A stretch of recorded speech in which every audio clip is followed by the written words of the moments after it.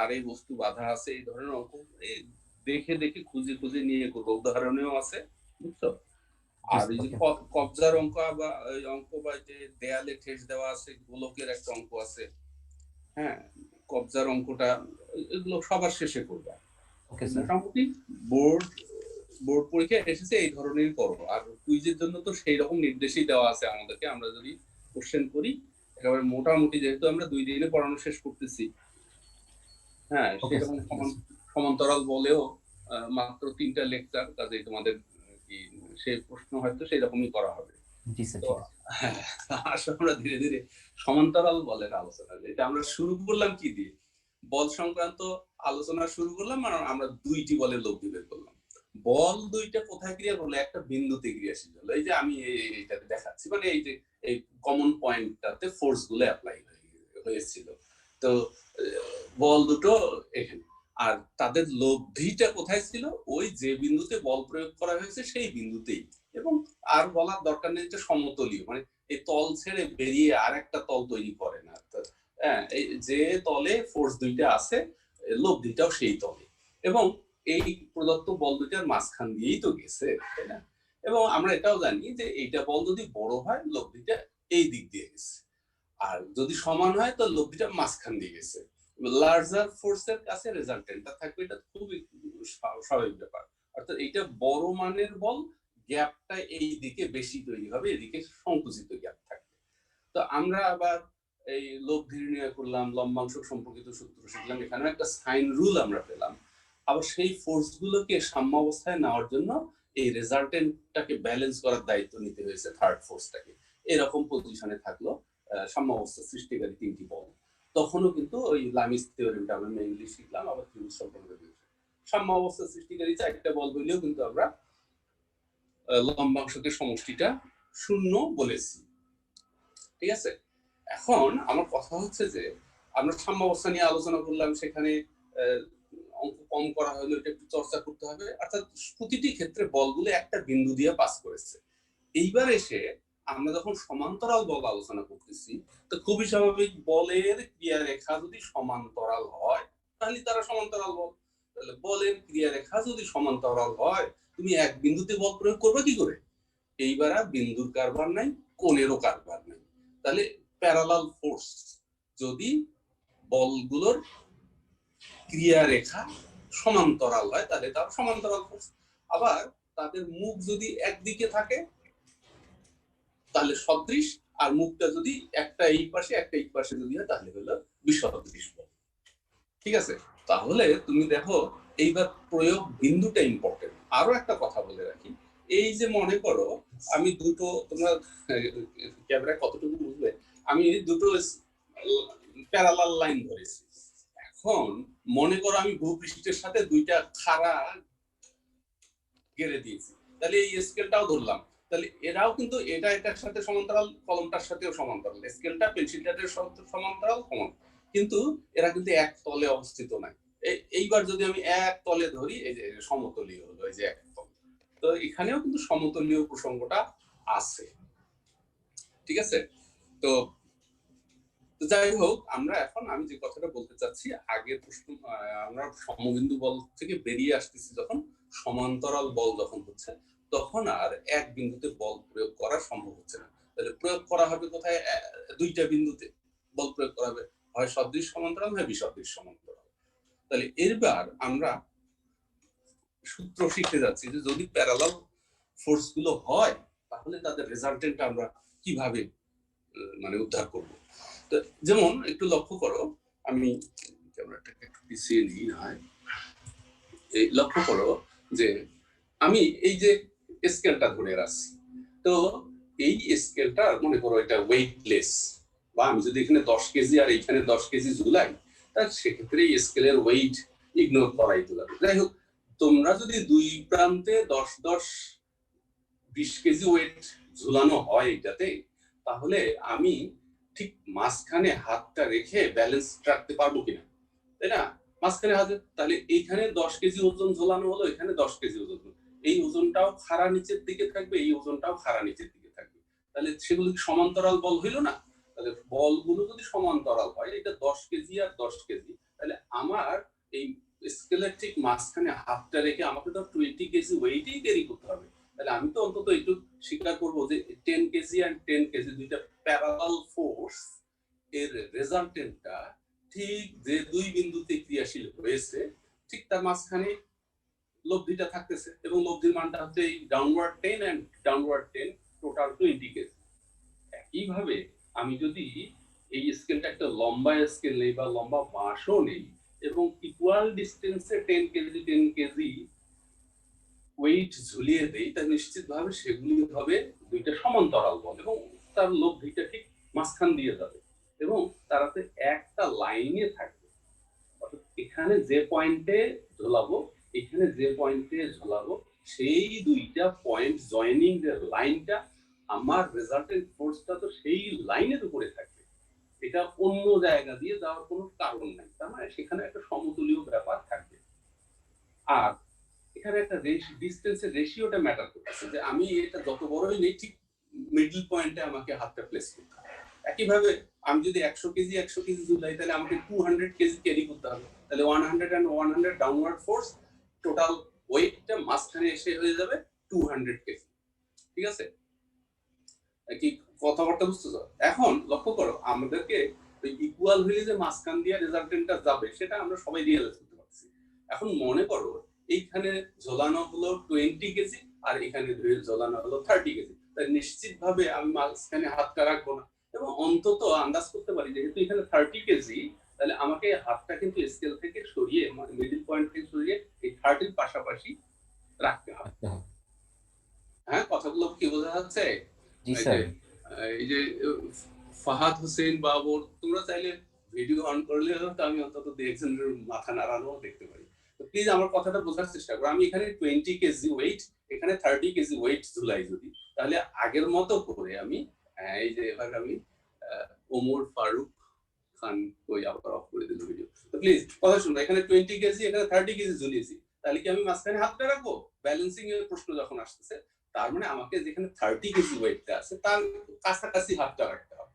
তো আগের অনুশীলনীতে যখন এক বিন্দুতে বলগুলো প্রয়োগ করা ছিল, তখন এই যে গ্যাপ যেটা তৈরি হয়েছিল, যে এই ফোর্সটা যদি লার্জার হয় আর এটা যদি স্মলার ফোর্স হয়, রেজাল্টেন্ট ফোর্স তার কাছে ছিল। ঠিক একইভাবে দুইটা প্যারালাল ফোর্স, মনে করো একটা 30 কেজি একটা 20 কেজি, তা ডেফিনেটলি রেজাল্টেন্টটা কিন্তু 30 কেজির পাশে দিয়ে যাবে, অর্থাৎ এই গ্যাপটা বেড়ে যাবে, এটা গ্যাপটা কমে যাবে। হ্যাঁ, তাহলে ঠিক কোথায় রাখা উচিত হাতটা, সেটাই আমাদের দেখার বিষয়, সেটাই আমাদের শেখার বিষয়, যে দুইটা লাইক প্যারালাল ফোর্স, এটাও খাড়া নিচের দিকে ওয়েট, এটাও খাড়া নিচের দিকে, তাদের ক্রিয়া রেখাগুলো সমান্তরাল হবে। তাহলে তাদের রেজাল্টেন্টটা আর no other weight is that, that is, আমি বারবার বলছি এটা হলো ওয়েটলেস, মানে 30 কেজি 20 কেজির সাপেক্ষে এটার ওয়েটটা ইগনোর করতেছি। স্যার লব্ধি কি সবসময় যোগফলটাই হবে? হ্যাঁ, লব্ধি সবসময় যোগফলটাই হবে যদি লাইক প্যারালাল ফোর্স হয়। এটাও খাড়া নিচের দিকে, এটা মানে 50 কেজি হবে। এটা আমরা সবাই কিন্তু, স্যার যদি উল্টা হতো বিসদৃশ তখন কি করতাম? বিসদৃশ, সেটাও আমাদের আজকে শেখার বিষয় আছে, আমরা সেটা শিখবো, সেটা আবার কিভাবে কাজ করে আমরা দেখবো। তাহলে আমি যেটা বলতে চাচ্ছি যে এদিকে 30 এদিকে 20 কেজি ঝোলানো হলেই কিন্তু রেজাল্টেন্টটা 30 কেজির কাছে চলে আসবে। অর্থাৎ যেহেতু তোমাকে এখানে হাত রেখে ব্যালেন্সিং এর প্রশ্ন আসবে, তাহলে তোমাকে বুঝতে হবে যে এই আপওয়ার্ড ফোর্সটা 50 কেজি তোমাকে দিতে হবে এবং উপরের দিকে দিতে হবে, কাজে এখানে রেজাল্টেন্টটা আছে। আমরা এখন সেই বিষয়গুলো দেখবো। অর্থাৎ আমরা প্রথমে দেখবো সদৃশ সমান্তরাল দুইটা বল যদি কোনো বস্তুতে ক্রিয়াশীল, আর বস্তু কণায় বল প্রয়োগের সুযোগ নাই, এবার বস্তুতে দুই বিন্দুতে, ঠিক আছে, আগের বারে এক বিন্দুতে ছিল কোণ, তাহলে ওই কোণ আর এই কোণ ত্রিকোণমিতি কোণ বা সাইনের সাথে সম্পর্কিত হয়েছিল। এবার ব্যবধানটা, এটা 30 কেজি এটা 20 কেজি, তাহলে রেজাল্টেন্টটা কোথায় যাবে? তাহলে এই লার্জার গ্যাপ, বেশি বল এই দিকে, গ্যাপ বেশি এই দিকে, ছোট বল এই দিকে, ছোট গ্যাপ এই দিকে, এই বিবেচনাটা আমাদেরকে এনে আমরা আসলে পজিশনটা ঠিক করি। তাহলে বল দুইটা যে বিন্দুতে, লব্ধিটা সেই দুই বিন্দুর সংযোজক রেখা বরাবর খাড়া নিচের দিকেই থাকবে। অর্থাৎ এটাও ভার্টিক্যালি ডাউনওয়ার্ড, এটাও ভার্টিক্যালি ডাউনওয়ার্ড, তাদের রেজাল্টেন্ট ফোর্সটাও হবে ভার্টিক্যালি ডাউনওয়ার্ড। আমাদের দেখার বিষয় কোন পয়েন্টে, তাহলে কি রেশিওতে ডিভাইড করবে ওই লাইনটাকে, সে লব্ধির ক্রিয়া রেখাটা, সেটা এখন আমরা দেখবো। আচ্ছা, তো আসো আমি ক্যামেরায়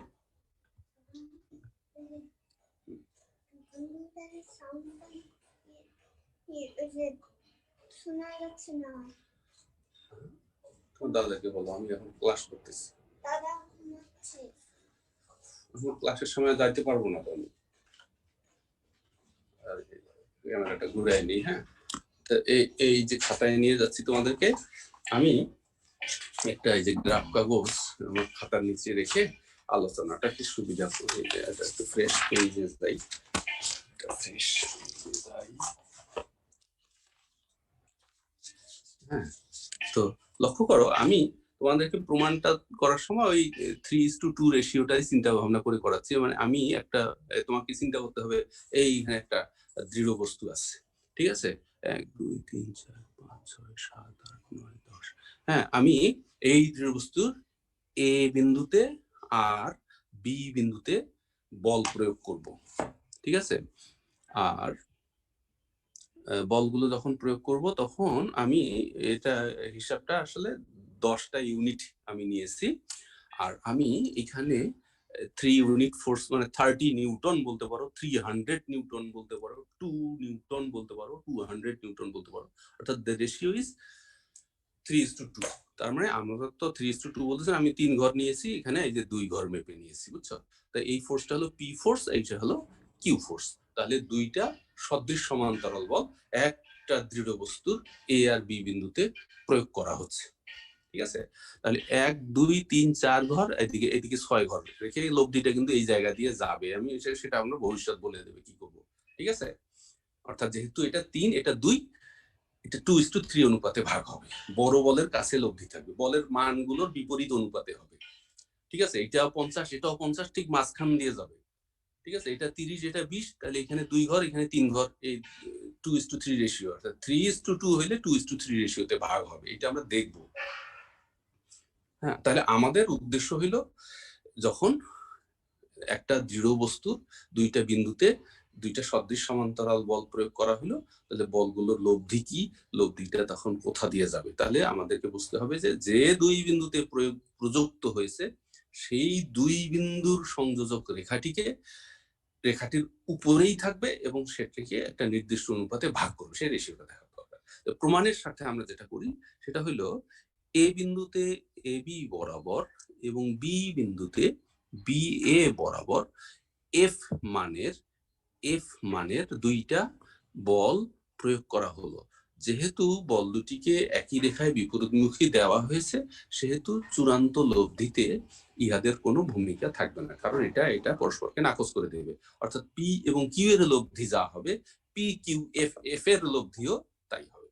এখন এ দুটি বলের লব্ধি নির্ণয়ের জন্য আমরা এখানে একটা সামন্ত্রিক কমপ্লিট করব, এ দুটির লব্ধি নির্ণয়ের জন্য আমরা এখানে একটি সামন্ত্রিক তৈরি করব, এবং সামন্ত্রিক তৈরি করার পরে আমরা এই এর এর জন্য লব্ধি সামন্ত্রিকের কর্ণ 1 2 1 2 3 এখান দিয়ে যাবে, আর 1 2 1 2 লিখতে যাবে। অর্থাৎ আমি সামন্ত্রিকটা কমপ্লিট করি আগে। এখানে কিউ আর এফ এর লব্ধি নির্ণয়ের জন্য একটি সামন্ত্রিক অঙ্কিত হচ্ছে, আর এই বিন্দুতে পি আর এফ এর লব্ধি নির্ণয়ের জন্য একটা সামন্ত্রিক তৈরি হচ্ছে, ঠিক আছে? এ দুটি কিউ আর এফ এর লব্ধি এখানে যে সামন্ত্রিকটি অঙ্কিত হয়েছে তার কর্ণ দ্বারা নির্দেশিত হবে, এখানে আমি দিয়ে দিলাম। আর পি আর এফ এর লব্ধি এই সামন্ত্রিকের কর্ণ দ্বারা নির্দেশিত হবে, সেটা আমি এখানে অঙ্কন করতেছি। এই বাড়িয়ে দেওয়া হচ্ছে এই। তো এখন আমরা পি আর এফ এর লব্ধিটাকে আমরা বলতেছি R1, কিউ আর এফ এর লব্ধিটাকে আমরা বলতেছি R2, ঠিক আছে? তো এই R1 এবং R2 এর ক্রিয়ারেখাগুলোকে সামনের দিকে বাড়ানো হলো, তারা ও বিন্দুতে ছেদ করেছে। তো একটা বল সরানো নীতি বলে একটা কথা আছে, আমি প্রথম দিনে এইগুলো ইন্ট্রোডাকশন আসার কথা ছিল, আমি করি নাই। তো তোমাদেরকে বলে রাখি যে বল সরানো নীতি হলো একটা বস্তুতে যদি তুমি একটা বল প্রয়োগ করো, এই যে এই বস্তুটাতে বল প্রয়োগ করো, তাই এইখানে এফ বল দিয়ে যদি এই যে এখানে যদি এফ বল দিয়ে ঠেলা বল হয় এটা, আর ঠিক একই লাইন বরাবর এফ বল দিয়ে একটা টান বল এখানে থাকে, অর্থাৎ এফ মানের বল এখানে দিলাম ধাক্কা হিসাবে, আর এখানে যদি টান হিসাবে দেই, তো একই কাজ হবে। অর্থাৎ প্রক্রিয়াটা যদি একই রেখায় থাকে, প্রয়োগ বিন্দুটাকে সরানো যায় একই রেখায়, বলের ক্রিয়া বিন্দুকে একই রেখায় স্থানান্তর করা যায়। তো সেই স্থানান্তরের নীতি অনুসারে R1 এবং R2 বলদ্বয়ের ক্রিয়া রেখার যে কমন পয়েন্ট ও বিন্দুতে সরানো হলো। সরানোর পরে আমি এই যে দেখো এখানে পি আর কিউ বলগুলোর সমান্তরাল করে লাইনটা টানতেছি, দেখো সেটা সি দিয়েই যাচ্ছে, এই সমান্তরাল করে টানতেছি এই, ঠিক আছে। আর ও বিন্দু দিয়ে এবি যে বলগুলো যে দুই বিন্দুতে প্রযুক্ত হয়েছিল, সেই দুই বিন্দুর সংযোজক রেখা সমান্তরাল করে আরেকটি রেখা টানতেছি, এই যে এইভাবে টানতেছি, ঠিক আছে। তো বল সরানো নীতি অনুসারে R1 বলটিকে এই যে ঠিক এই সামান্তরিকটাকে আমি না হয় এখানে নিয়ে যাচ্ছি, এই যে দেখো 1 2 1 2 3, এই যে এখানে এই এফ, আর এইটা হলো R1 সেই বলটা, হ্যাঁ R1 বলটা, আর এখানে R2 বলটা।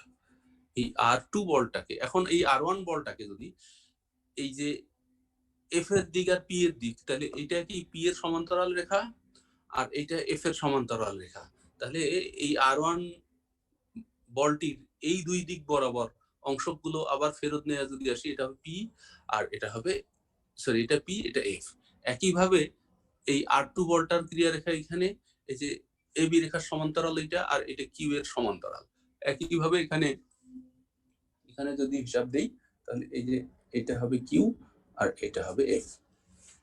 তাহলে এই R2 এর অংশগুলো এই যে দেখো এই অংশগুলো একটা এফ আর একটা হলো কিউ। তাহলে R1 এবং R2 বল দুটোকে আবার বিশ্লিষ্ট করা হয়েছে, এই একটা দিক হলো এবি এর সমান্তরাল আর একটা দিক হলো পি অথবা কিউ এর সমান্তরাল। তাহলে R1 এখানে পি আর এফ এর লব্ধি, আর সেই পি আর এফ এর সমান্তরাল রেখা বরাবর যখন আবার বিশ্লিষ্ট করতেছো, এফ এখানে চলে আসলো, পিটা এখানে চলে গেল, একইভাবে এফ এখানে চলে আসলো, কিউটা এখানে চলে আসলো। তাহলে আমরা R1 R2 কে ও বিন্দুতে পাঠানোর পর আবার তাদেরকে চারটি অংশকে বিভাজন করে ফেলেছি এবং বলগুলোকে এক বিন্দুতে পি কিউ এফ এফ চারটা বিন্দুতে চারটা বলে পরিণত করেছি। তো এই এফ আর এই এফ পরস্পরকে নাকচ করে দিল, এই পি আর কিউ বল দুইটি একই রেখায় একই দিকে থাকলো। অর্থাৎ আমরা বলতে চাচ্ছি যে চূড়ান্ত লব্ধির মান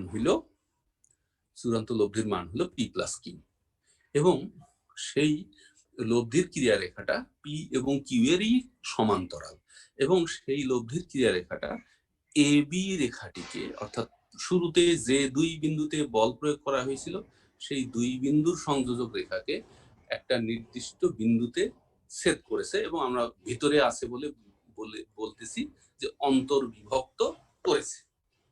তাহলে লব্ধির ক্রিয়া রেখা এবি কে অন্তর্বিভক্ত করেছে। তাহলে অন্তর্বিভক্ত করলে অর্থাৎ এই রেখাও এই যে পেন্সিলটাও অন্তর্বিভক্ত করেছে, এটাও অন্তর্বিভক্ত করেছে, এটাও অন্তর্বিভক্ত করেছে, এগুলো তো পিকিউ এর সমান্তরাল। কাজে পিকিউ এর সমান্তরাল এবং অন্তর্বিভক্ত করলেই তো স্পষ্ট হয়ে যায় না ঠিক কোন জায়গা দিয়ে গেছে, কাজে কোন অনুপাতে করেছে, অর্থাৎ এসি বেসি রেশিওটা in terms of the given forces আমরা উদ্ধার করে আলোচনাটা শেষ করব। তাহলে আমি গোড়া থেকে আরেকবার বলি, একটা দৃঢ় বস্তুর এ আর বি বিন্দুতে পি ও কিউ মানে সদৃশ সমান্তরাল দুইটি বল প্রয়োগ করা হলো, বলগুলোর লব্ধি নির্ণয় করতে হবে। এই জন্য আমরা এফ এফ মানের বল দুটি এভাবে একই রেখা বিপরীত দিকে প্রয়োগ করলাম, তারপর পি আর এফ এর লব্ধি R1 বের করলাম, কিউ এফ এর লব্ধি R2 বের করলাম। R1 এবং R2 এর ক্রিয়া রেখা ও বিন্দুতে ছেদ করেছে, আমরা বল সরানোর নীতি অনুসারে বল দুইটিকে ও বিন্দুতে স্থানান্তরিত করি ক্রিয়া বিন্দুকে, তারপর ও বিন্দু দিয়ে এবি এর সমান্তরাল এবং ও বিন্দু দিয়ে প্রদত্ত বল দ্বয়ের ক্রিয়া রেখার সমান্তরাল এই রেখাটি টানলাম। টানার পরে আমরা আবার R1 বলটিকে এই দুই রেখা বরাবর যখন বিশ্লিষ্ট করি, তখন এই যেহেতু এই দুইটি রেখা প্রদত্ত এফ আর পি এর সমান্তরালে আছে, এটা পি আর এফ বল দেয়, এবং R2টা কিউ আর এফ বল দেয়। এই এফ এফ নাকচ করে দেয়, মাত্র দুটি বল একই বিন্দুতে পড়ে থাকে, তাহলে পি প্লাস কিউ হয় লব্ধি। এবং লব্ধির ক্রিয়ারেখাটা প্রদত্ত বলগুলোরই সমান্তরাল হয় এবং তা বলদ্বয়ের প্রয়োগ বিন্দুর সংযোজক রেখাকে একটা নির্দিষ্ট বিন্দুতে অন্তর্বিভক্ত করে। স্যার এবি রেখায় এফ এর পরিচয়টা আরেকবার বলবেন। এবি রেখায় আমরা এই বিন্দুতে এফ এর পরিচয় যে কোনো মানের একটা বল দিয়ে দিব, বুঝছো, মানে নির্দিষ্ট মানের। এই যে এখানেও যতটুকু এখানেও ততটুকু, আমি ঘর হিসাবে 2 ঘর 2 ঘর করে দিয়েছি। আচ্ছা স্যার, ঠিক আছে। ঠিক আছে, মানে ইকুয়াল হইতে হবে।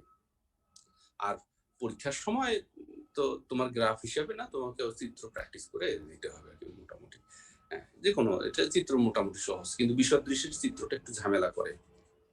আচ্ছা প্লিজ, এবার এখন ইম্পর্টেন্ট জিনিস হইলো, তুমি লব্ধির মান যে কেউ বলতে পারতেছি পি প্লাস কিউ, তুমি বলতে পারছো লব্ধির দিক পি ও কিউ এর সাধারণ দিকই হলো লব্ধির দিক। এটাই তো এনাফ নয়। আগের বারে যেমন ট্যান থিটা দিয়া তোমার বলের মান এবং অবস্থানগত একটা বিষয় তুমি ক্লিয়ার করেছো, ট্যান থিটা কত কোণ সে পি এর সাথে করেছে। এবার তোমাকে ঠিক করতে হবে সি যে এবি কে ভাগ করলো, অর্থাৎ লব্ধিটা যে প্রদত্ত বলদ্বয়ের ক্রিয়াবিন্দুর সংযোগ রেখার মাঝখান দিয়ে কোনো এক জায়গা দিয়ে গেছে, এটা কি রেশিও দিয়ে গেছে। তাহলে যে ডিসটেন্স, যখন ডিসটেন্সের রেশিওটা ইম্পর্টেন্ট, তোমাকে লোকেট করে দিতে হবে কোথায় রেজাল্টটা গেছে। তুমি ইকুয়াল ফোর্স হইলে তো যেমন বলতে মাঝখান দিয়ে গেছে, তাহলে এবার অসমান দুটি বল আছে তো কোন জায়গা দিয়ে গেছে তোমাকে ক্লিয়ার করে দিতে হবে এইটা। তাহলে এটা হলো ইম্পর্টেন্ট একটা। এক, মান সিম্পল পি প্লাস কিউ। 2, দিক, সেটাও সিম্পল পি আর কিউ যেদিকে লব্ধিও সেদিকে। 3rd, অবস্থান, যে এবি কে অন্তর্ভুক্ত করেছে কোন জায়গা দিয়ে করেছে। তাহলে তোমাকে এই প্রদত্ত পি কিউ এর আলোকে এবি রেখাটা সি বিন্দুতে কিভাবে ভাগ করেছে সেই পজিশনটাকে ইন্ডিকেট করে দিতে হবে। এইটা করার জন্য তোমরা যখন এটা প্রমাণ করবে তখন কিন্তু অনেক অনেক বিন্দু চলে আসবে, এই বিন্দু এই রেখার নাম আসবে। এই বিন্দুটাকে কি বলা যাবে যে কিউ ইস টু পি অনুপাতে অন্তর্বিভক্ত করে? হ্যাঁ হ্যাঁ হ্যাঁ করে, সেটাই তো আমরা এস্টাবলিশ করে দেখাচ্ছি এখন। হ্যাঁ, সেটাই ও আছে। আচ্ছা আচ্ছা। হ্যাঁ, সেটাই আছে, সেটা এখন এস্টাবলিশ করার কাজটা। মানে এই সূত্র প্রমাণের একটা খুব গুরুত্বপূর্ণ একটা দিক হলো এই যে কিউ ইস টু পি অনুপাতে ভাগ করে। আমি তোমাদের যেমন বলেছি এটা 3 ভাগ নিছি, এটা 2, এই 3 ঘর 2 ঘর নিছি, তো এখানে 4 ঘর আছে, এখানে 6 ঘর আছে, 4 ঘর 6 ঘর আছে। 100 যদি হতো 40 ঘর 60 ঘর থাকতো। কথাটা বুঝছো, এখানে 10 ঘর আছে এই বি দূরত্ব, বুঝছো, এখানে 4 ঘর এখানে 6 ঘর আছে। আর এটা যদি 100 ঘর হতে 40 ঘর এখানে থাকতো, এখানে যেমন। হ্যাঁ ঠিক আছে, তাহলে এটা প্রমাণটা আমি দ্রুত গতিতে বলে ফেলি। আমি এই যে নাম দেই নাই, এখানে অনেকগুলো বিন্দু আসতো, এই যে এখানে একটা, এখানে একটা, এখানে একটা, এখানে একটা, এখানে একটা, আমি একটা শেড দিয়ে দিচ্ছি, একটা ত্রিভুজ, বুঝছো। আর তার সাথে এ ও সি, এই যে এ ও সি বা ও এ সি ত্রিভুজটা, আর এই শেড করে দিয়েছি ত্রিভুজটা। তাহলে এটা সমান্তরাল, এটাতে একই রেখা আর এটাও একই রেখা, তাহলে দুইটা ত্রিভুজ সদৃশ। আমি নামকরণ করি নাই, অনেকগুলো বিন্দু লিখতে হয় জন্য। এই রেখাটা হলো পি, মানে পি বল, তাহলে পি, এই বলটা পি, এই যে এই বাহুটা পি, তার নিচে এই বড় ত্রিভুজের বাহুটা হলো ও সি, তারপরে এই বলটা হলো এফ, এবং তার নিচে এই বাহুটা হলো এসি। কি সবাই কি বুঝছো? এটা কোনো প্রশ্ন আছে কারো সদৃশ ত্রিভুজের বৈশিষ্ট্য থেকে? জি স্যার, বুঝতে পারছি। তো এখান থেকে আমি পাবো পি ইন্টু এসি সমান এফ ইন্টু ওসি, একটা সম্পর্ক পেলাম। এবার আবার তোমরা একটু এইদিকে দেখো। হ্যাঁ, এই যে আমি আর একটা ত্রিভুজ সেট করে দিচ্ছি, নাম নাই আমার এখানে, আমি এত বিন্দু লিখি নাই। এই যে ত্রিভুজটা সেট করে দিলাম, সাথে এই বিওসি ত্রিভুজ, এই যে বিওসি ত্রিভুজ, এই যে এইটা আর এটা সমান্তরাল, আর এইটাতে একই বাহু, এটাও একই রেখা, এটাও একই রেখা। কাজে এই ত্রিভুজটা আর এই বিওসি ত্রিভুজটা সদৃশ ত্রিভুজ। এখানেও এই বাহুটা, এই যে এই বাহুটা হলো কিউ বল, তাহলে কিউ এর সাথে এই বাহুর সাথে এই বাহুর সম্পর্ক, মানে সমান্তরাল হয়ে আছে ওসি। আর এফ বাহু হলো এইটুক, আর এই ত্রিভুজের এই বাহু হলো বিসি। ঠিক আছে, তাহলে এখান থেকে পাচ্ছি বজ্রগুণন করে কিউ বিসি সমান সমান এফ ইন্টু ওসি। এই সম্পর্ক দেখো, F into OC, F into OC দুই জায়গাতেই আছে। তাহলে আমরা শেষ পর্যন্ত যা পেলাম সেটা হলো পি এসি সমান কিউ বিসি, এই সম্পর্কটা পাইলাম। তো এই সম্পর্কটা মনে রাখা খুব সহজ। সদৃশ সমান্তরাল পি কিউ বলদ্বয়ে যথাক্রমে পি কোথায় ক্রিয়াশীল? এতে, কিউ কোথায় ক্রিয়াশীল? বিতে, পি এতে, কিউ বিতে, আর লব্ধি সিতে, সি। আবার দেখো, পি এতে, কিউ বিতে, আর লব্ধি সিতে, এরকম। আর এখানে তো আমি বারবার বলতেছি যে এখানে কোণের কারবার নাই, ডিস্টেন্সের লেন্থের কারবার। তাহলে এ বল এ বিন্দুতে পি বল, পি থেকে লব্ধির দূরত্ব, আর বি বিন্দুতে কিউ বল, কিউ থেকে লব্ধির দূরত্ব। তাহলে এতে আর বিতে যথাক্রমে কোন কোন বল ক্রিয়াশীল? P R Q.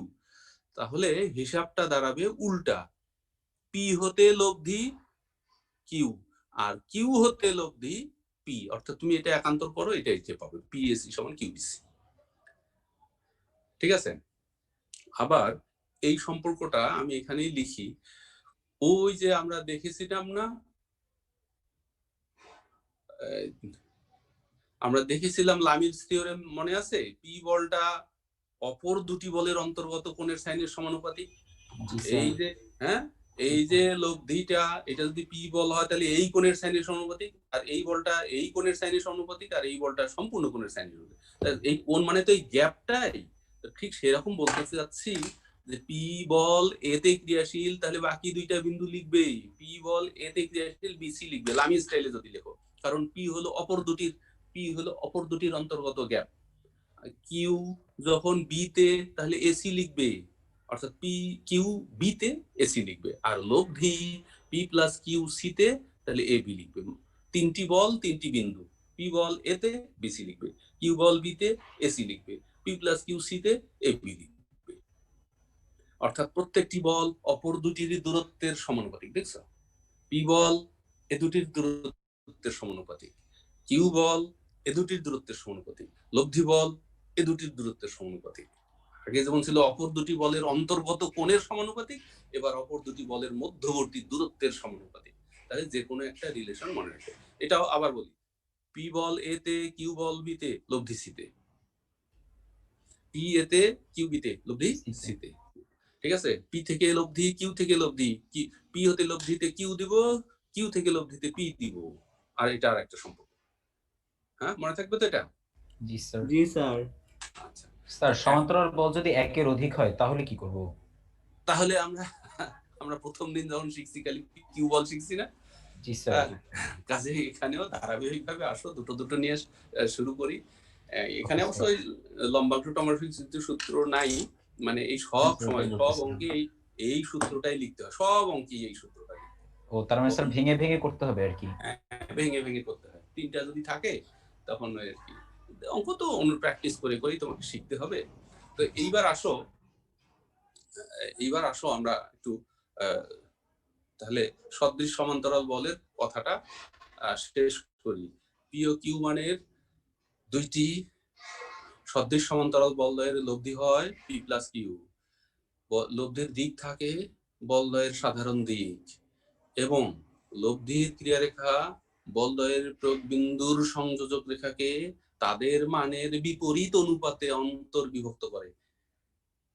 লব্ধিটা AB K Q is to P তে অন্তর্বিভক্ত করে। ওই যে এটা 2 এটা 3 ছিল বলে এটা 2 এটা 3, এটা 4 এটা 6, এটা 40 এটা 60। কথাটা বুঝছো? এখানে 3 আর 2 থাকা মানে 30 20 300 200, ঠিক আছে? আর 15 10 যাই হোক না কেন, মানে 3 এর গুণিতক আর 2 এর গুণিতক হলে এটা 2 আর 3 এই অনুপাতে ভাগ হবে। কাজে এটা যদি বিবেচনায় থাকে, যদি তোমার প্র্যাকটিক্যাল এক্সাম্পল আসে, তুমি মনে করো 30 আর 20 ঝুলে দিয়েছে, খাড়ার নিচের দিকে ওজন ঝুলে দিয়েছে, তুমি এটাকে লাইনটা নেওয়ার সময় 5 ভাগে ভাগ করে নিবা, একেবারে জায়গা মতো সিটাকে দিয়ে নিবা। তাহলে এই হলো সদৃশ সমান্তরালের লব্ধি। এইবার আসো বিসদৃশ সমান্তরাল। হ্যাঁ sir, P plus Q by AB একটু বলবেন? পি প্লাস কিউ বাই এবিটা, এইটা দেখো 9-10 এ আমরা ওই অনুপাতগুলো শিখছিলাম। দেখো এইটা ভাগ এইটা সমান এইটা ভাগ এইটা হইলে এইটা যোগ করে লেখা যায় সমান সমান এইটা প্লাস এইটা লেখা যায় না? জি স্যার। জি স্যার। যদি পি বাই বিসি সমান কিউ বাই এসি হয়, এটা যদি সত্য হয় তাহলে এইটা সমান আবার এইটা সমান লেখা যায়, এটা যোগ করলে P plus Q R AC BC যোগ করলে এবি হয়। তাহলে এটা যোগ করলে মানে এটা অনুপাতের একটা সূত্র ছিল 19 এ বাই বি লেখা যায় এভাবে। হ্যাঁ, তাহলে এখানে ওই যে লামি স্টাইল এটা, হ্যাঁ, প্রত্যেকটি বল অপর দুটির অন্তর্গত দূরত্বের সমানুপাতিক। পি এ তে বিসি লিখো, কিউ বি তে এসি লিখো, লব্ধি সি তে এবি লিখো, যে বিন্দুতে যে তার উল্টাটা লিখবা। বলি পি এ তে আর কিউ বি তে, লব্ধি সি তে। আবার কখনো যদি তোমার এটা, আচ্ছা এখান থেকে আরো দুই একটা কথা বললেই বলা যায়, সেটা হলো যেমন এখানে ওই পি থেকে লব্ধি হলো এ বি এর মোট দৈর্ঘ্যের, এ বি এর পি প্লাস কিউ ভাগের কিউ ভাগ, আর বি থেকে মানে কিউ থেকে লব্ধির দূরত্ব হবে এ বি এর পি প্লাস কিউ এর বি কিউ থেকে লব্ধি হবে এ বি এর একটা অংশ, এটা পি ভাগ। তো এটা আমি কোত্থেকে পেলাম, আবার লিখি, পি এ তে বিসি লিখবো, কিউ বি তে এসি লিখবো, পি প্লাস কিউ সি তে এবি লিখবো, ঠিক আছে। এখান থেকে দেখো তুমি এই সম্পর্ক থেকে এই জোড়া থেকে এসি সমান তুমি এটা পাবে, আবার এই দুই জোড়া থেকে বিসি সমান তুমি এটা পাবে।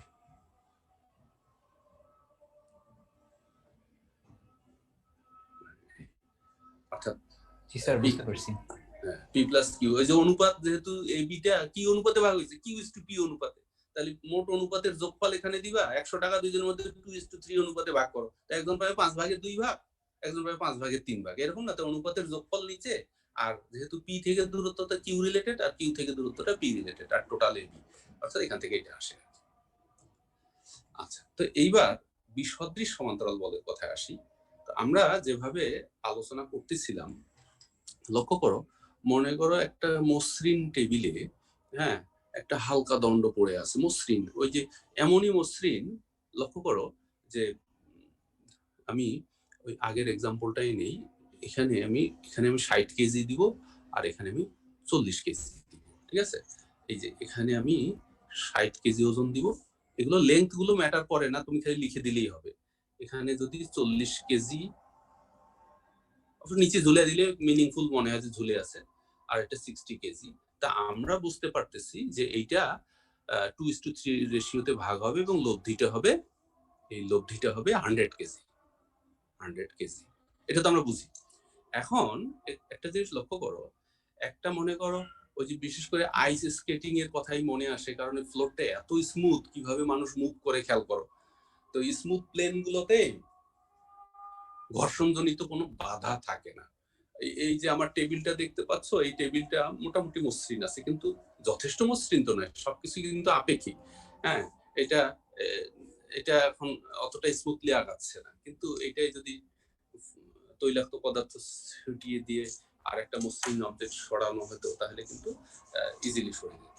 তো আমি যেটা বলতে চাচ্ছি, একটা লাইট বিম মনে করো এই এখানে আছে আর কি। তো আমি ওই আগের মতো করে মনে করো এই বিমটাতে উপরের দিকে 100 কেজি ওজন দিয়া 100 কেজি ওয়েট ফোর্স একটা অ্যাপ্লাই করা হয়েছে, আর একজন এইখানে 40 কেজি, হ্যাঁ 40 কেজি ওয়েট, 40 কেজি ওয়েট, এই দুইটা বল প্রযুক্ত হয়েছে। আর এই প্রসঙ্গে তোমাদেরকে একটু বলে রাখি যে আমরা যখন unlike a parallel force, that is বিসদৃশ সমান্তরাল বল আলোচনা করব, তখন তারা কিন্তু সমান মানের হবে না, অবশ্যই অসমান হবে। সদৃশ হলে এটাও 60, এটাও 60, এটাও 40, এটাও 40 হতেই পারে, তাহলে মাঝখান দিয়ে লব্ধি যাবে। 50-50 হলে মাঝখান দিয়ে 100 কেজি হবে। কিন্তু বিসদৃশ হইলে যদি সমান মানের হয়, তাহলে তারা দ্বন্দ্বের সৃষ্টি করবে, তাদের লব্ধি নির্ণয় করা যায় না, এবং বস্তুটা তো সুস্থিতও থাকবে না। আমি যে আলোচনাটা তোমাদের সামনে করতে চাচ্ছি সেটা হলো এই যে একটা বিম একটা স্মুথ ফ্লোরে পড়ে আছে, weightless beam, no other force is acting here, মানে এত মসৃণ যে ওই একটা টান দিলে ওই পুরো বিমটাই হরাইজন মানে প্যারালাল হয়ে সরে যায়। মনে করো একটা রশি বেঁধে তুমি টান দিবা, তো এই দিকে আটকা পড়লো, ওই দিকে ঘুরে গেল, বাঁকা হয়ে গেল, তা না, মানে এতই স্মুথ যে এইভাবে সরে যায়। তো এখন মনে করো স্মুথ একটা প্লেনে একটা লাইট বিম পড়ে আছে, একজন এদিকে রশি দিয়ে 100 কেজি ওজন দিয়ে টান দিচ্ছে, একটা 40 কেজি ওজন দিয়ে টান দিচ্ছে, তাহলে এটা বিসদৃশ সমান্তরাল বল হলো, মানে লম্বভাবে বিমটার সাথে লম্বভাবে টান দিচ্ছে। তাহলে আমরা কি আগের এক্সপিরিয়েন্স থেকে বুঝতে পারি না যে আমি যদি 60 কেজি ওয়েট এইখানে এই জায়গা দিয়ে টান দেই তবে ব্যালেন্সড হয়ে থাকবে? আমার কথাটা কি বুঝেছো? তাহলে এটা 40, এটা 60, মানে ঠিক ওইটার বরাবরে। তাহলে 100 কেজি ওজনটা তো এই বিন্দু দিয়ে খাড়া নিচের দিকে থাকবে, তাহলে 100 কেজি ওয়েটটাকে ব্যালেন্স করার জন্য 60 কেজিটা এখানে দিতে হবে কিনা। কাজে এই কারণে আমি বলতে চাচ্ছি যে সবাই কি বিবেচনা করতে পারতেছে ব্যাপারটা, মানে this two forces have been applied. তাহলে কি এমন ফোর্স তুমি প্লেস করবা যাতে এটা ব্যালেন্সড থাকে? তাহলে তুমি ডাউনওয়ার্ড 60 কেজি ওয়েটটাই দিবা না, এই যে এই দিকের ফোর্সটা, কারণ 40 আর 60 এর লব্ধিটাই 100 হবে, ওইটা ব্যালেন্স হবে। তো উল্টা ভাবে আমি যদি এই দুইটা ফোর্সেই অ্যাপ্লাই করি, তাহলে আমাকে বুঝতে হবে রেজাল্টেন্টটা এখান দিয়ে যাচ্ছে বলেই তো তাকে ব্যালেন্স করার দায়িত্ব এ নিয়েছে, এই দুইটার রেজাল্টেন্ট তাহলে এই জায়গায় আছে। তার মানে এই জন্য আমি বলতে চাচ্ছি এই বিসদৃশ সমান্তরালের ক্ষেত্রে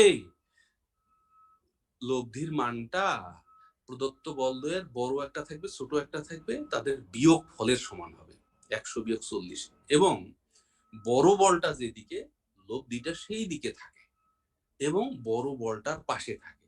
প্রদত্ত বল দুটি যে দুই বিন্দুতে প্রযুক্ত হয়েছিল সেই দুই বিন্দুর সংযোজক রেখাকে বহিস্থভাবে বিভক্ত করে, বহির্বিভক্ত করে, বড়টার কাছে, বড়টার দিকে, বড়টা থেকে ছোটটা বিয়োগ করলে যা হয় তা হয়। এটা আমরা এটা আবার একটু বলবেন? আমি শুধু আমরা মানে এটা জাস্ট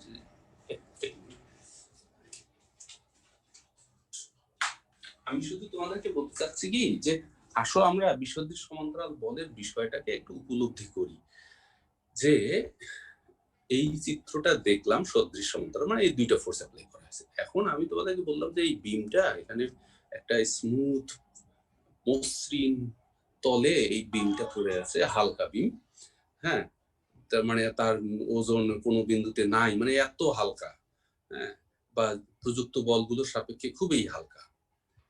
তো এই 100 কেজি ওজন দিচ্ছ আর এটা 40 কেজি ওজন দিচ্ছ, তাহলে তুমি বিসদৃশ সমান্তরাল বল প্রয়োগ করলা। তো আমরা খালি কমন সেন্স থেকেই বলতেছি যে এই দুইটা ফোর্স প্রযুক্ত হলে এই বিমটাকে ব্যালেন্সড রাখতে তাহলে আমাকে ঠিক এই জায়গায় 60 কেজিটা দিতে হবে কিনা। তো তাই যদি হয় যে ফোর্সটা আমি দিলাম সেটা তো এদের লব্ধিকে ব্যালেন্স করার দায়িত্ব তো এর, জি স্যার, বুঝতে তাহলে পারছি স্যার। তাই না? তা লব্ধিটা 60 কেজি দিয়ে যদি তুমি এই দুটোকে ব্যালেন্স করো তাহলে লব্ধিটা 60 কেজি এবং এই জায়গা দিয়ে গেছে উল্টা দিকে, তাই তো তুমি এই 60 কেজি প্লেস করে এটাকে ব্যালেন্স করতেছো। জি স্যার, বুঝতে পারছি। এই জন্য আমরা আগে প্রমাণে যাওয়ার আগে শুধু বোঝার চেষ্টা করি যে বিসদৃশ সমান্তরাল মানের বল দুইটি অবশ্যই অসমান হবে, এবং প্রশ্নকর্তা দিয়ে দেয় অসমান বিসদৃশ সমান্তরাল বল, অসমান বিসদৃশ সমান্তরাল। তাহলে যে সূত্র আমরা শিখতে যাচ্ছি এটাও যদি 10 এটাও যদি 10 হয় তো বিয়োগফল করলে তো শূন্য হয়, তাই বিয়োগফল শূন্য, লব্ধির মান শূন্য, কিন্তু তুমি কি সাম্যাবস্থার সৃষ্টি করাইতে পারবা? এক বিন্দুতে আলাদা জায়গায় আছে, ওই এক বিন্দুতে সমান আর বিপরীতমুখী হলেই সাম্যাবস্থার সৃষ্টি হয়। কাজেই অসমান মানের যদি এটা পি এটা কিউ হয়, লব্ধির মানটা হচ্ছে পি মাইনাস কিউ, লব্ধির দিকটা হচ্ছে পি এর দিক যেহেতু বড় হলো পি, এবং লব্ধির অবস্থান হলো প্রদত্ত বল দুটি যে দুই বিন্দুতে প্রযুক্ত হয়েছে তাদের ক্রিয়ারেখা সংযোজক ক্রিয়ারেখার বাইরে, বড়টার কাছে ছোটটার থেকে দূরে, ঠিক আছে? এবং এইবারও আমাদেরকে ওই রেশিওটা শিখতে হবে। স্যার যে লব্ধির দিকটা স্যার নিচে নাকি উপরে হলো কেন এটা আবার বলুন। লব্ধির দিকটা আমি গোড়া থেকে বলতেছি, আমি যখন বলতে চাচ্ছি যে এই হালকা বিমটাতে তুমি এই দুইটা ফোর্স অ্যাপ্লাই করেছো, 40 আর এইদিকে আর 100 ওইদিকে, তাহলে এইটাকে ব্যালেন্স করার জন্য তুমি কি এইখানে 60 প্রয়োগ করবা কিনা? জি স্যার। হ্যাঁ, জি স্যার। এখানে যদি 60 প্রয়োগ করো এই 60 দিয়ে তুমি এই দুটার লব্ধিকে ব্যালেন্স করতেছো না, এই জন্য জি আমি স্যার। বলছি যে এই খাড়া নিচের দিকে সাইড যদি ব্যালেন্স করে তাহলে লব্ধিটা এই জায়গা দিয়ে সাইড মানের উপরের দিকে আছে। জি স্যার। হ্যাঁ, এই জি জন্য স্যার। আমরা বলতে চাচ্ছি যে ওই বিপরীত দিকে আছে। তো এখন এইটার জন্য চিত্রটা আমি বোধহয় একটা ওই গতদিনে ওদেরকে বোঝানোর জন্য একটা এঁকে রাখছিলাম, সেখানেই চলে যাবো কিনা। আচ্ছা, এই যে এখানে এঁকে রাখছি। হ্যাঁ, তো প্রমাণটাতে আমি আসি। আমি এই হালকা চিত্রটাকে, হ্যাঁ, এই যে আমি এক এক করে হাইলাইট করে দিব। একটা দৃঢ় বস্তুর এ আর বি বিন্দুতে, হ্যাঁ, এই যে পি, এইটা দেখো, এটা 5 ভাগ আছে, এটা 2 ভাগ আছে, বুঝছো? আর এখানে 2 ভাগ, আর এখানে মানে এখান থেকে এটা 5 ভাগ, অর্থাৎ এটা 2 ভাগ, এটা 3 ভাগ, 5 2, অর্থাৎ পি থেকে লব্ধি 2 আর কিউ থেকে লব্ধি 5, এইভাবে আছে। যাই হোক, ওইগুলো বিবেচনা পরে আসবে তোমাদের। আর বি বিন্দুতে কিউ, এই যে এটা সদৃশ সমান্তরাল বল, কিউ মানের, এটা হলো পি মানের বল, এটা হলো কিউ মানের দুটি বল, সদৃশ সমান্তরাল বল ক্রিয়াশীল আছে। তারপর এ বিন্দুতে বি এ বরাবর এবং বি বিন্দুতে এ বি বরাবর, এবার উল্টা উল্টা সব, হ্যাঁ, এফ মানের এবং এফ মানের বল প্রয়োগ করা হলো। তাহলে এ দুটি যদি একই রেখায় বিপরীতমুখী আছে, পরস্পরকে নাকচ করে দেয়, চূড়ান্ত লব্ধিতে তাদের কোনো প্রয়োগ মানে প্রভাব থাকে না। তারপর এই পি আগের মতোই পি আর এফ এর লব্ধি, এই চিত্র কিন্তু খুব ঝামেলার একেবারে, এবং এগুলোকে একটু আনত করে না দিলে এই বিন্দুটা এত দূরে সরে যায় যে খাতায় কুলায় না। ঠিক আছে, প্র্যাকটিস করে রাখতে হবে। যত এদিকে ঝামেলা করবে একটু এদিকে দিতে হবে। তো এখানেও সামুদ্রিকটি অঙ্কন করা হচ্ছে, হ্যাঁ, কিউ আর এফ এর লব্ধি নির্ণয়ের জন্য। দেখো কিউ এফ এর লব্ধি কিন্তু এই মুখে, এই যে এই মুখে, হ্যাঁ, আবার ওয়েটিং রুমে আছে, সময়ও শেষ হয়ে গেছে।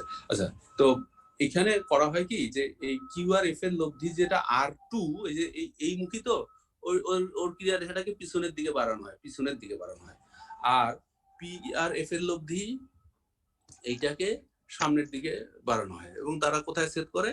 এই যে ও বিন্দুতে ছেদ করে। এই ও বিন্দু দিয়া আবার পি এবং কিউ এর সমান্তরাল করে, এই যে পি কিউ এর সমান্তরাল করে এই রেখাটি টানা হয়, আর ও বিন্দু দিয়া এ বি এর সমান্তরাল করে এই রেখাটি টানা হয়, এ বি এর সমান্তরাল করে টানা হয়, এই রেখাটি টানা হয়।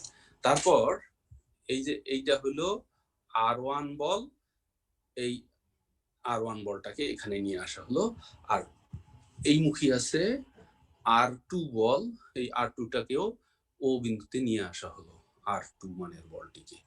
এইবার R1 হলো, দেখো, পি আর এফ এর লব্ধি, তাহলে পি চলে গেল এই যে এইখানে, আর এফ চলে গেল, দেখো ঠিক এখানে যেভাবে আছে পি আর এফ, হ্যাঁ। একইভাবে R2 হলো এফ আর কিউ, তাহলে এদিকে চলে গেল এফ, আর এই দেখো এই যে কিউ, এখানে চলে গেল কিউ। তাহলে পি এখানে বড়, কিউ ছোট, লব্ধিটা হলো এই সি বিন্দু দেওয়া যাচ্ছে, এবং লব্ধিটা হলো পি মাইনাস কিউ। ঠিক আছে, তাহলে পি কিউ এ বিতে প্রযুক্ত হয়েছিল, লব্ধির মান হলো পি মাইনাস কিউ, এবং লব্ধির ক্রিয়া রেখা এ বি কে সি বিন্দুতে বহির্বিভক্ত করেছে। ঠিক আছে, এইবার সেই বিশেষ হিসাবটা, এবং হিসাবটা লেখার সময় খুব বিচলিত হওয়ার কিছু নেই, আগের থিওরিতে যা শিখেছি সেইটাই। তাহলে এই যে এবার আমি তোমাদের সামনে এই যে এই যে একটা ত্রিভুজ সেট করলাম, আর ওএসি ত্রিভুজ, এই যে ওএসি ত্রিভুজ, তো ওএসি ত্রিভুজ এইটা হলো, এই বাহুটা হলো পি, তার সাথে সম্পৃক্ত ওসি, একইভাবে এই বাহুটা হলো এফ, তার সাথে সম্পৃক্ত এসি। আমরা সেম রিলেশন পাবো একটু আগে যা পেয়েছি, পিএসি সমান এফ ওসি, পিএসি সমান এফ ওসি।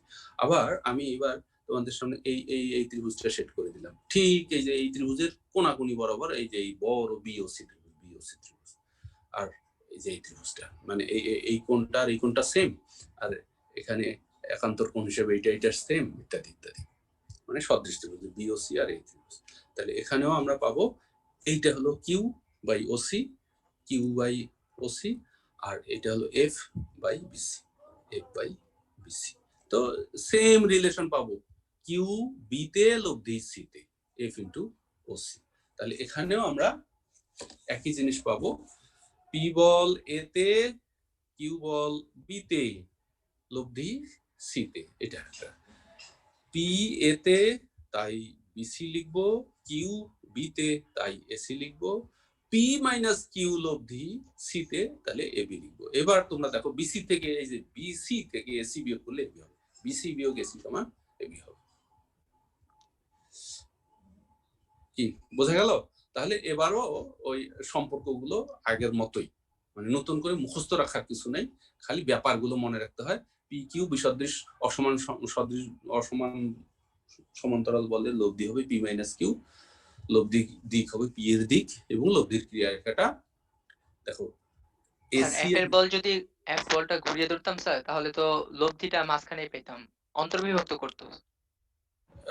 যদি এই দিকে ধরতাম না, এটা আবার এই মুখী আছে তো, তখন এটা আবার ওই দিকে দূরে গিয়ে সেট করতো আর কি, মানে ব্যাপারটা অন্যরকম হয়ে যেত। হ্যাঁ ঠিক আছে। সেট করা যেত। আচ্ছা, তা যাই হোক, এই দুইটা একটু শিখে রাখো। আর মানে এটা এই প্রশ্ন মজার হলো কি, এই ছাড়া সূত্র নাই, এইটা ছাড়া সূত্র নাই। এখন ওই যে অঙ্কের মধ্যে বিভিন্ন জ্যামিতিক ত্রিকোণমিতিক ঝামেলা এসে হাজির হয় এই যা, কিন্তু এক সেট সূত্র, এইটা হলো সবচেয়ে মজার দিক। বরং লামির চ্যাপ্টারটাতেই ওখানেও একটাই সূত্র, কিন্তু অঙ্কের মধ্যে ভেরিয়েশন আছে, হেলানো তলের অঙ্ক, ত্রিভুজ সংক্রান্ত। আর তোমাদের পরে ক্লাস আছে না? জি স্যার। তোমরা কি কেউ অ্যাটেন্ডেন্সটা দিছো নাকি? না আমাকে দিতে হবে?